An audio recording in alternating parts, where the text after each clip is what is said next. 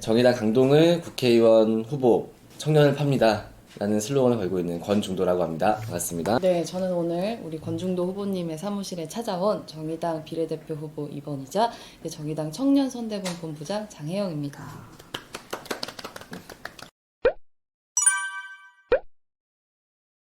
아니 근데 슬로건을 보고 네. 되게 확 꽂힌다는 생각을 했어요. 왜 네네. 청년을 팝니다로 정하신 거예요? 토론하는데 제가 좀 이렇게 너무 이게 별로인 거예요. 별로였던 이유가 너무 청년을 대상화하는 것 같고 이게 청년팔이 하는 것 같다. 그러니까 네. 그 단어가 있잖아요. 청년파리 하지 마라 이런. 네네네. 그래서 그렇게 얘기를 하니까 또 저희 그 선본원들이 대부분 이제 20, 30대 청년들이다 보니까 그럴 거면 아예 제대로 팔아보자고 하는 게 어떨까. 파는 김에 진짜 네, 애매하게 하는 김에, 팔지 말고 제대로 네, 판다. 기성 정치인들이 너무 청년팔이를 너무 이렇게 활용하고 써먹기만 한다. 그래서 팔 거면 제대로 팔라고 이제 그들에게 경각심을 주기도 하고. 일침 이런 거네요. 예, 그러면서 이렇게 파는 게 제대로 파는 거다라는 게 좀 보여주려고 했습니다. 근데 뭐 평가가 이게 많이 갈리더라고요.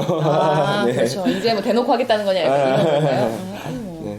그렇죠. 청년팔이에 대한 어떤 시각들이 사실 우리는 되게 잘 알고 있죠. 오히려 딱 어떤 의제 안에 청년을 가둬놓고 네. 소비하고 이런 것들에 대한 경각심은 사실 충분히 있는데 네. 그래서 본격적으로 파는 건 어떻게 파는 겁니까? 네, 그래서 많은 고민을 했습니다. 네 가지로 좀 나눠봤어요. 네. 청년을 플렉스합니다. 20조 중에 2조밖에 안 된다고 하는 거 이거는 진짜 참 충격인 것 같아요. 네, 거의 대부분이 어떤 간접 지원의 형태로 가고 있고, 그러니까 네. 이게 청년들 입장에서는 나한테 뭐가 오고 있나? 라는 느낌을 전혀 못 받는 게 좀 크다는 생각이 들었고요. 정치가 나에게 어떤 영향을 주고 있다는 느낌을 주지를 못하고 있구나. 그래서 그렇게 플렉스했던 것을 권중도 이제 청년에게 직접 플렉스하겠다. 네네네. 이 말도 되게 쓰면서 혹시 이제 30대 아재가 유행을 따라가기 위해 네, 그 힘겹게 발버둥치는 발버둥치는. 그런 모습처럼 보이면 안 되는데 어떡하지 막 이런 고민을 하면서 좀 과감하게 한번 써봤습니다. 그렇군요. 네. 그리고 보시면은 이렇게 저희는 네 가지로 했어요. 그 노동, 청년, 그리고 강동과 이제 미래 이렇게 네 가지 분야로 했는데 일러스트 또한 다 이제 청년이 같이 예, 또 제가 많이 쪼았습니다. 청년의 노동으로. 이 자리를 빌어서 인선 씨 미안하다고 말씀드리고 싶고요. 감사합니다. 좋은 공부 해주셔서. 네, 그리고 이제 다 스토리를 좀 넣었어요. 예를 들어 이 그림을 보면서도 이제 보시면 마음이 너무 아파. 네.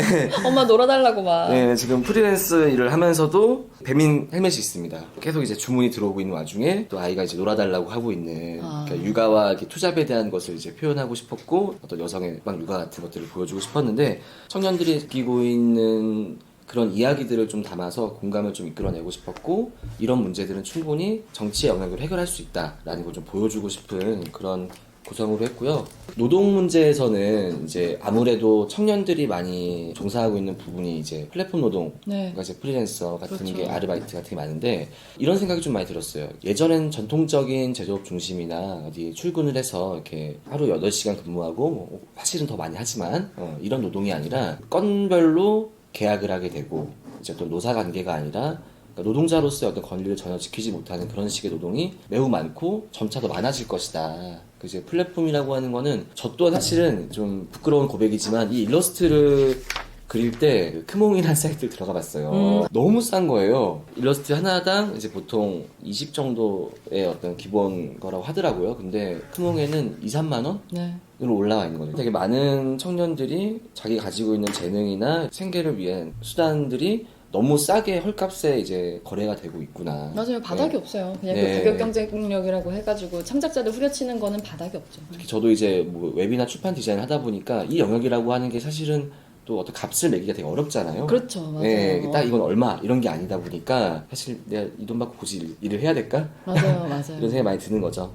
그런 것처럼 이제 플랫폼 노동이 많은 분들은 주로 이제 배달 노동으로 이제 생각을 하고 계시는데 되게 다양하게 확장이 되고 있다. 매일매일 뭐 이제 하나하나 새로운 플랫폼이 나오면서 또 새로운 분야가 등장하고 또 거기에 또 노동자들은 노동자가 아니라 특수고용 계약으로서 사장님 대 사장님으로 만나는 그런 느낌처럼 앞으로 점점 심해질 것 같은데 이 문제를 지금 해결해야겠구나. 나중에는 이제 걷잡을 수 없는 노동의 메인 이 흐름이 될 텐데 지금의 이분들이 이제 노동자로서 인정받을 수 있는 어떤 노동법 적용이라든지 사대보험 같은 걸 받을 수 있어서 이 일을 하면서도 이제 미래를 그릴 수 있는 이런 노동에 대한 이야기를 해봤고요. 물론 이 제 생계의 문제가 연결돼 있는 제 생계의 문제와도 상당히 네. 연결되어 있는 것 같아요. 네, 그런 일이기 때문에 절박하게 하고 있습니다. 약간 일부러 도발적인 네. 질문으로 정말로 정치가 세상을 바꿀 수 있다고 생각하세요? 그럼요. 이거 답을 잘해야 될 것 같은데. 또 드릴게. 그러니까 왜냐면 네. 자기 자신을 전부 쏟아붓고 있잖아요. 네, 그거는 네, 어떤 네. 종류의 확신이 없이는 어려운 일이라고 생각하기 때문에 음. 그러니까 어디에 가능성을 두고 네. 이렇게 이 정치라고 하는 것을 믿고 이제 자기를 세워서 이 선거를 치르고 있는지 그 마음이 좀 궁금했어요.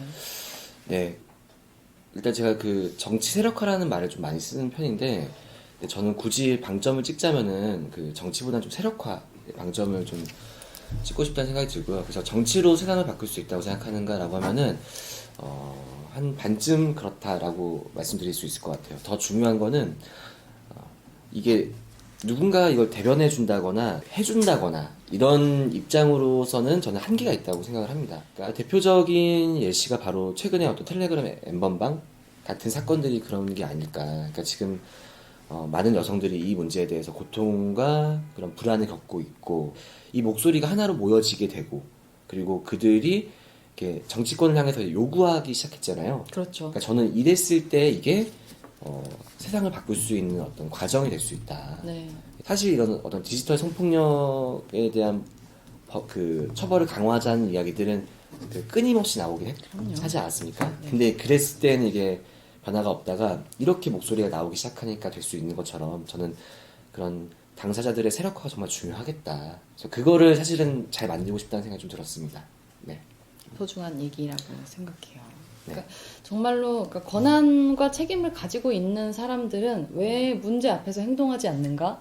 라고 하는 너무 상식적인 물음을 지금 이 순간에 굉장히 많은 시민들이 이제 네, 하고 네. 있는 것 같고, 이제 말씀하신 것처럼 이 텔레그램 엠번방 내지는 박사방 혹은 또 다른 그래서 N개의 그 방들, 네, 네. 유사한 방들을 만드는 사람들과 그 방에서 실시간으로 지금 이 순간에도 피해를 겪고 있는 사람들이 공존하고 있는 이 사회에서 권한과 책임을 갖고 있는 사람들이 왜 피해를 겪는 사람들이 아니라 가해를 하는 사람들의 관점에 더 입각해서 생각을 하고 있는지 이제 네네. 이런 부분들이 정말로 큰 분노의 포인트라고 생각하고 네. 저희가 그런 부분들을 잘 받아 안아야 된다는 생각이 들어요.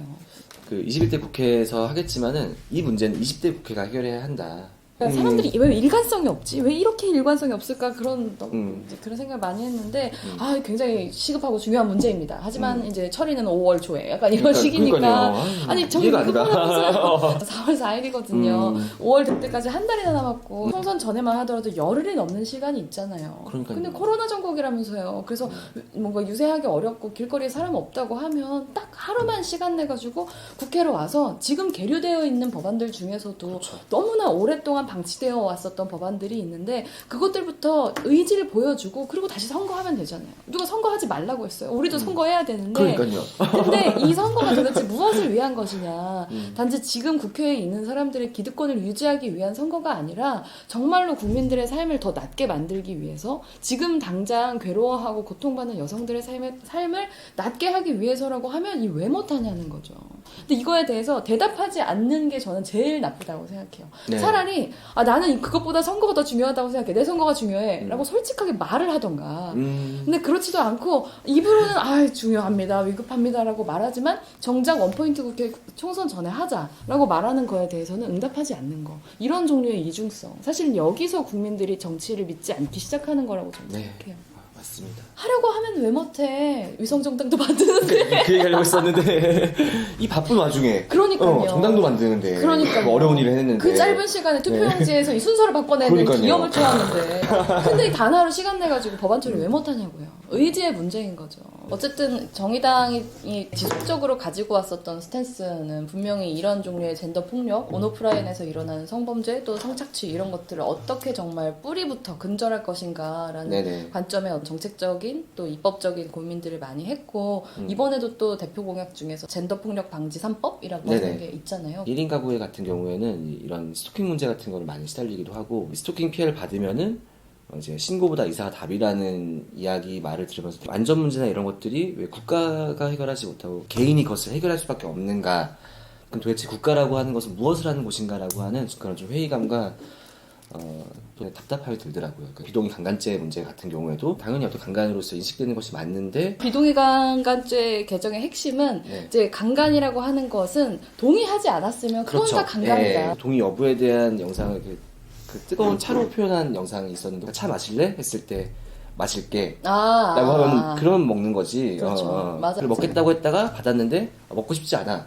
그럼 안 먹으면 안 먹으면 되는 건데 이걸 억지로 먹일 수가 없는 거다. 이런 영상. 저희가 그 젠더폭력 3법에서 얘기를 하고 있는 이제 네. 디지털 성범죄 혹은 성착취에 대한 부분이나 아니면 네. 이제 비동의 강간죄에 대한 부분이나 스토킹 처벌법에 처벌법? 대한 부분이나 되게 오랫동안 뭐 정말 강간 보다는 좀 덜한 거 아니야? 약간 이런 종류의 되게 안일한 인식들이 있었기 때문에 이것들이 뭔가 정말로 20대 국회 내에서 가장 중요한 사안들로 처리되지 않고 계속 차일피일 밀어주고 이런 방식으로 다뤄졌다고 생각하는데 네네. 이제 지금의 정치권이 깨닫고 있지 못한 이게 얼마나 정말 피해자의 삶을 그 영혼부터 갉아먹는 이제 파괴하는 반인륜적인 범죄인지 얼마나 나쁜 짓인지에 대해서 국민들이 가르쳐주고 있다고 생각해요. 그래서 맞습니다. 저는 네네네. 이제 제발 미루지 말고 20대 국회요 응답하라. 텔레그램 엠번방 방지 및 처벌법 지금 당장 원포인트 국회로 제정을 다시 한번 촉구합니다.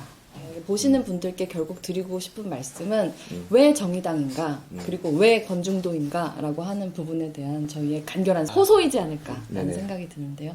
저는 지금 정의당이 보여주고 있는 모습이 원래 기존 정치가 했어야 되는 모습이었다고 생각이 듭니다. 그러니까 아무도 대변하지 않았던 사람들을 대변하고 정말 정치로 삶이 달라진다는 것을 보여주는 그런 짱짱하고 좋은 후보들이 많이 준비되어 있다고 생각을 합니다.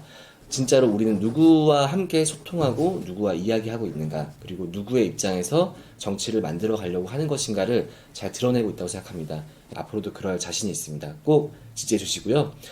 저도 이제 지역에서 성내동 청년건시라는 이름으로 활동을 하면서 저는 이 선거라고 하는 기간이 저를 어필하고 그래서 권중도를 찍어주시라 라고 하는 게 아니라 함께 저와 만나면서 권중도를 완성해 주시라 라는 말씀을 드리고 싶습니다. 그래서 지역 주민들과 함께 같이 만들어가는 정책, 같이 만들어가는 정치의 영역이라고 하는 것을 함께 만들고 함께 승리하면서 이것을 21대 국회로 같이 반영해 주시기를 바라겠습니다.